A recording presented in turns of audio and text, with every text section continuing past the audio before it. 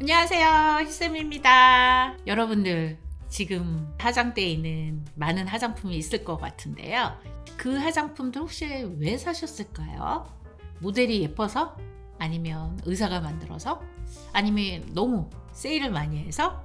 사실 우리가 매일 바르는 이 작은 여러 화장품 통 안에는 수천억의 돈 싸움과 눈물이 나는 실패담, 그리고 기가 막힌 여러 뒷얘기가 숨어져 있습니다. 그래서 오늘은 제가 화장품 업계를 직접 경험한 사람의 시선으로 이 브랜드 뒤에 숨겨진 전략과 진짜 경쟁 구조를 말씀드리도록 하겠습니다. 이거 알고 나면 여러분들 제품을 보는 눈이나 내가 어떠한 브랜드를 선택해야 될까? 라는 부분에서 조금은 더 확신을 가질 수 있는 기회가 될 거라고 생각이 듭니다. 첫 번째는 국민 아이크림으로 너무나 유명한 AHC 브랜드인데요.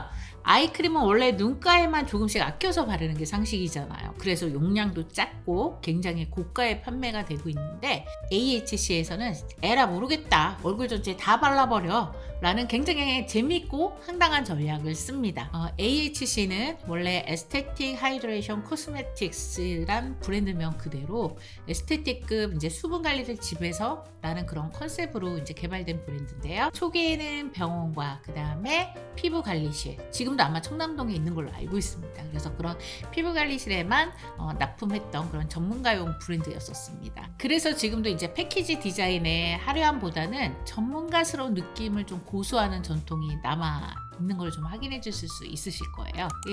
AHC는 이제 홈쇼핑 채널 중심으로 이제 뭐 봄, 여름, 가을, 겨울 이렇게 좀 시즌제 전략을 좀 펼치는 그런 브랜드로 너무나 잘 유명한 브랜드고요. 그래서 이제 매년 시즌별 이제 업그레이드 돼 있는 아이크림을 중심으로 이제 출시를 하고 있는데 누적 판매량이 제가 듣기로는 한 1억 개가 지금 현재 넘은 걸로 알고 있습니다. 그래서 이 수량은 우리나라 국민 1인당 최소 2개씩을 이제 샀다라는 굉장히 어마어마한 수량으로 이제 판매가 되어지고 있는 그런 제품 중에 하나입니다. 그래서 이 제품이 이제 이렇게 홈쇼핑에서 성공을 거두면서 홍보하는 전략도 되게 독특했는데요. 창업주이신 이 회장님께서 서울에 보면 올림픽대로의 한강대교에서 저기 반포대교 그 사이에 굉장히 광고판들이 여러 개가 큰 게 있거든요. 통 크게 그걸 아예 그냥 하나를 구매를 하셔서 꾸준하게 AHC 광고를 하신 것도 굉장히 이 브랜드를 알리는데 도움이 많이 됐다고 하십니다. 이런 성공을 바탕으로 저희 창업주인 회장님께서는 회사를 유니레버의 3전에 이제 팔고 자수성가의 이제 끝판왕이 되시는 그런 영웅이 되셨습니다. 기존 관념을 뒤엎는 아이크림을 얼굴 전체에 바른다라는 개념 자체가 신선한 전략을 통해 이제 성공했다고 보시면 될 것 같고요. 이 AHC 브랜드는 현재 이제 유니레버가 인수를 했잖아요. 인수 후에도 굉장히 마케팅 스케일이 달라졌어요. 그래서 미국 헐리우드의 악마는 프라다를 입는다에 이제 앤 해서웨이 유명한 배우잖아요. 이런 유명한 이제 헐리우드 톱스타를 모델로 기용하고 한국의 에스테틱의 비결을 이제 전 세계에 지금 알리고 있는 상황이죠. 그래서 미국뿐만 아니라 유럽 등지에서도 얼굴 전체에 바르는 아이크림이라는 우리 대한민국에서 탄생한 그런 개념이 굉장히 널리 알려지고 있는 상황이고 K-뷰티만의 독특한 루틴이 결국 이 브랜드를 이제 프리미엄 이미지를 계속 굳혀가고 있는 과정이라고 보면 됩니다. 그래서 브랜드는 이렇게 지금 굉장히 승승장구하고 있는 상황이고요. 이후 창업자이신 회장님께서는 엄청난 가수, 예를 들면 이제 김범수 포함한 그런 가수분들하고 이제 브랜드송을 만드셨어요. 만드시고 새로운 화장품 브랜드를 런칭을 하셨거든요. 2020년도에. 그런데 이 브랜드는 지금 자취를 감추고 있습니다. 그래서 두 번째 창업자님께서 만든 브랜드는 현재 어디 갔는지 모르겠다. 두 번째, 그냥 타이틀은 제가 이렇게 정했어요. 원조, 의사의 몰락과 후발주자의 반격, 그리고 성공이라는 제목인데 여기에 등장하는 브랜드는 너무나 유명한 닥터지라는 코스메틱 브랜드와 바로 이지암 코스메틱입니다. 우리나라 코스메티컬의 원조는 사실은 이지암 코스메틱이에요. 이지암 코스메틱은 2000년도 초반 기세가 정말 어마어마했거든요. 여러분들 잘 아시는 피부과 병원, 프랜차이즈 병원 중에 이지암 병원이라고 아마 들어보셨을 거예요. 이 병원에서 뭘로 유명해졌냐면 여드름 환자들한테 피부과에서 해주는 피부 스케일링이라는 치료 관리를 바로 이 이지암이 처음으로 피부과에 도입을 해서 정말 엄청난 대박을 치게 되거든요. 이 이지암 피부과는 이시성, 지시성, 함시성. 그래서 함시성은 우리가 다 아는 유명한 셀럽 피부과 선생님 함희평 선생님의 이 병원에서 이제 참여를 하신 거거든요. 그래서 이지함이 이 세 분의 원장님의 형을 따서 만든 병원인데, 원내에서 이제 스케일링 후에 먹는 약도 먹지만 그 스케일링 후에 이제 홈케어를 해야 되잖아요. 그래서 이제 개발하신 게 이지암 화장품의 블루, 레드, 그린이라는 약간 앰플형 같은 그런 화장품을 개발을 하셨어요. 여드름칠한 사람 다 하나씩 받아가는 거죠. 그리고 막 그때 당시에 보면 이렇게 막 줄 서서 막 치료를 받을 정도 어마무시하게 정말 이 병원이 잘 되셨는데, 이 판매를 하면서 다 자연스럽게 이지암 화장품도 여드름 라인이 굉장히 입소문을 많이 타고 명성을 갖게 돼 있는 브랜드가 되는 거죠. 그래서 2000년도 때까지만 하더라도 여드름 화장품 하면 코스메티카 제품으로 이지암이라고 딱 연상이 될 정도로 굉장히 원조답게 파죽지세로 이 제품과 브랜드는 성장을 하게 됩니다. 하지만 내부 경영권 싸움이 이 세 분 원장님들 사이에 발생이 됐고, 지금은 이지암 화장품이 여러분들이 이제 쉽게 볼 수 없는, 거의 이제 몰락을 하게 된 거죠. 병원에서만 아마 지금 주로 구매를 하실 수 있으실 거예요. 이지암 자체가 잘 성장하다가 쇠퇴기를 맞을 때 강력한 후발주자가 나옵니다. 바로 닥터지라는 브랜드가 이제 치고 올라오기 시작하는데요. 혹시 40, 50대 분들 기억하실지 모르겠지만, 닥터지는 원래 고운세상 코스메틱이라는 브랜드가 원조 브랜드였고, 이게 중간에 이제 닥터지라는 브랜드로 변경이 된 건데, 이 닥터지의 창업자는 바로 피부과 의사, 고운세상 피부과의 안건영 원장님이셨거든요. 그래서 이분은 이제 자기가 어렸을 때 본인의 이제 하상 흉터를 고치고 싶어서 의사가 됐고, 그런 흉터 치료를 위해서 이제 여러 가지 화장품을 좀 개발을 해야 되겠다라는 약간 진정성에서 조금 출발한 그런 브랜드라고 보시면 됩니다. 닥터지는 우리가 잘 알고 있는 그 달팽이 크림이라고 해서 그 PX 크림으로 워낙 유명하죠. 그 닥터지 그 블랙 스네일 크림이라는 거가 있는데, 사실 닥터지의 성공은 바로 이 달팽이 크림, PX 크림이 성장시킨 브랜드다라고 이해하시면 됩니다. 닥터지의 가장 큰 충성 고객은 군대에 가 있는 아이들이에요. 그 아들들이 엄마에게 선물해주는 전국민 선물템으로 이 브랜드는 성장됐다고 보시면 되고요. 뭐 2023년 9월 기준 누적으로 약간 3천만 개가 돌파했다는 기사도 나오고, 그래서 일명 안 써본 사람은 있어도 군대 간 아들한테 선물 안 받아본 엄마는 없다 라고 말하는 게 사실인 거죠. 저도 사실 저희 아들한테 이 제품 7,000원에 샀다고 하더라고요. PX에서. 우리가 일반적으로 한 뭐 2만원대 후반에 사야 되는 크림을 거의 7, 8,000원에 판매를 하고 있거든요. 근데 7, 8,000원 기준으로 볼 때 어쨌든 이 제품의 대략적인 매출이 500억 정도 한다라고 하면은 정말 닥터지를 이끄는 하나의 중요한 라인이라고 보면 되고, 이게 성공이 되고 나서 닥터지는 우리가 잘 아는 레드 스팅 크림 혹은 마일드 선크림 같은 것이 이제 후속타로 나와주면서 지금의 브랜드를 성장시키고 견인시키게 돼 있는 역할을 하게 된 거죠. 그래서 여러분들 닥터지가 우리나라 브랜드인 줄 아시죠?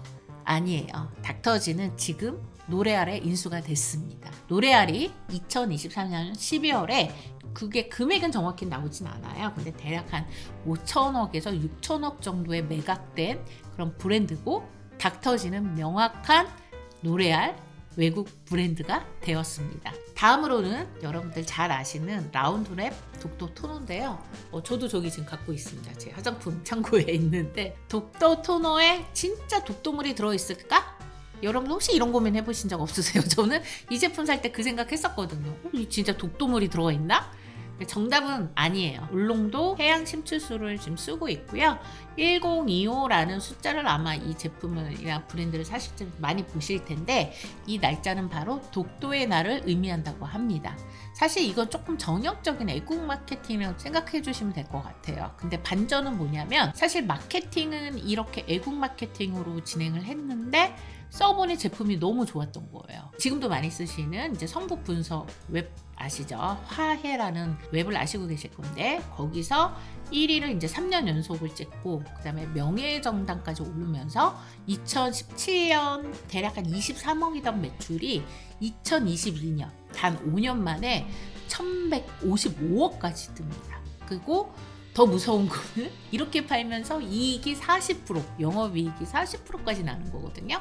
그러니까 예를 들어서 1,000억대 매출이다 그러면 거의 400억이 이제 매출 이익으로 나는 경우죠. 정말 중소기업의 엄청난 반란이라고 좀 보여주시면 될 것 같습니다. 왜 그러냐면 이 시기 자체가 지금과 같은 올리브영이 그렇게 막강한 파워를 갖고 있지는 않았거든요.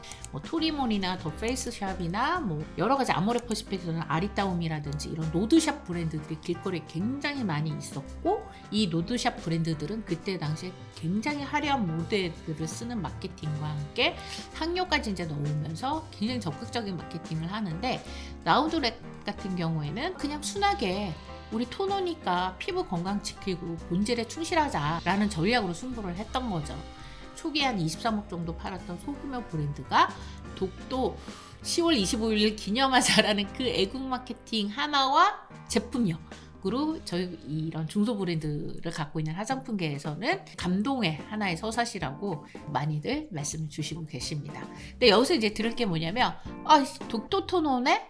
그러면 일본에서는 수출이 안 될 거고 일본 사람들도 뭐 다케시마 독도 이러면서 안 쓰지 않을까? 라고 이제 많이들 생각하실 텐데, 실질적으로 독도 토너는 일본에서도 굉장히 많이 판매가 되고 있습니다. 다만 이름에서 수출할 때는 독도라는 이름을 그대로 쓰지는 않고요. 1025라는 숫자만 강조하고 라운드랩이라는 브랜드명을 앞세우는 전략을 갖고 가고 있어요. 하지만 그 한국 정체성을 가진 브랜드가 일본 최대 뷰티 플랫폼 에코스메 등에서 상위권을 차지하는 모습은 우리에게는 굉장히 짜릿함을 주기는 그런 요소 중에 하나가 되기도 합니다. 다음 브랜드는 세타필입니다. 이 제품이 이제 미국에서 탄생되어 있는 브랜드예요. 처음에 세타필의 기원은 78년 전에 미국의 약사가 피부 환자들을 위해서 만든 게 바로 이 젠틀스킨 클린저였었어요. 그래서 예쁜 향기, 풍성한 거품 이런 거 다 포기하고 오직 손상된 피부와 장벽 개선에 필요한 제품을 만들자.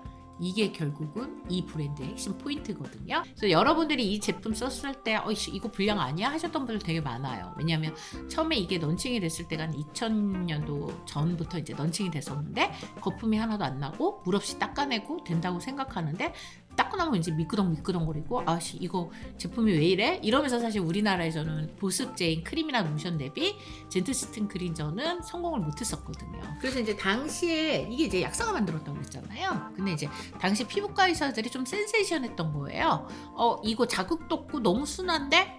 그럼 내가 우리 병원에 오는 환자들한테 좀 추천해줘서 쓰라고 하면 좋겠다 라고 하면서 이제 의사들 추천이 시작되면서 입소문이 나고, 그게 이제 전 세계적으로 유명하게 돼 있는 그런 브랜드가 된 거고요. 그래서 이제 78년 전 레시피의 핵심이 그냥 그들을 위한 제품 하나, 바로 그러한 똥꼬집이 전 세계 이제 1등 클린저로 시작하게 됐고, 지금까지도 이렇게 브랜드의 헤리테이지까지 이어지고 있다는 것이 가장 핵심적인 포인트입니다.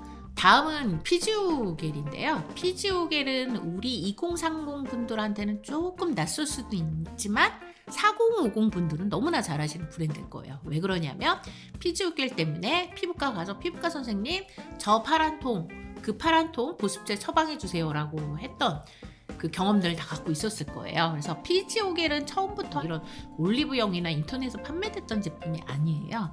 이거는 병원에서 이제 처방했던 제품이었고, 독일에 지금은 없어졌습니다만 스티펠이라는 회사가 피부에 손상을 줄 수 있는 성분을 최소화하고 피부 성분과 가장 흡사하게 만들고자 했던 게 바로 이 피지오겔 제품이라고 보시면 되고요.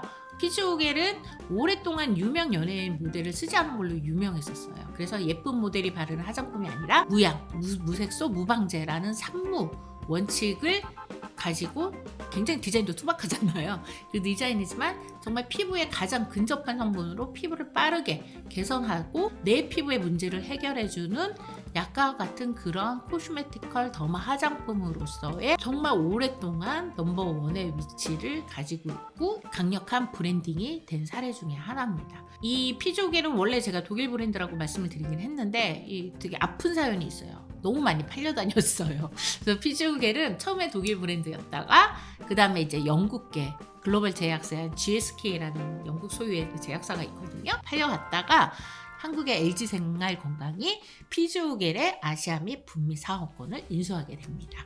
사실 피지오겔이 한국과 유럽, 아시아에서는 좋은 성적을 거뒀었어요. 근데 피지오겔이 사실 미국에서는 전혀 맥을 못 추는 브랜드거든요.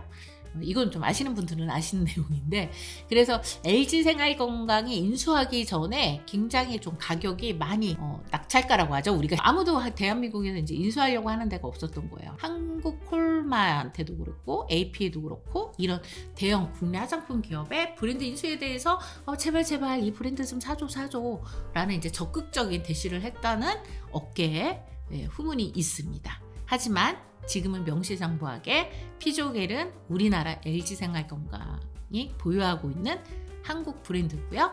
한국 기업의 관리 하에서 육성되고 있는 브랜드이기 때문에 예전보다 훨씬 다양한 라인업인 앰플, 선크림 이런 것들이 계속 한국적인 기획력에 맞춰서 출시되고 있다고 보시면 될 것 같습니다. 오늘 이야기 들어보니 좀 어떠셨어요? 우리가 쓰는 화장품 그냥 만들어진 게 하나도 없죠.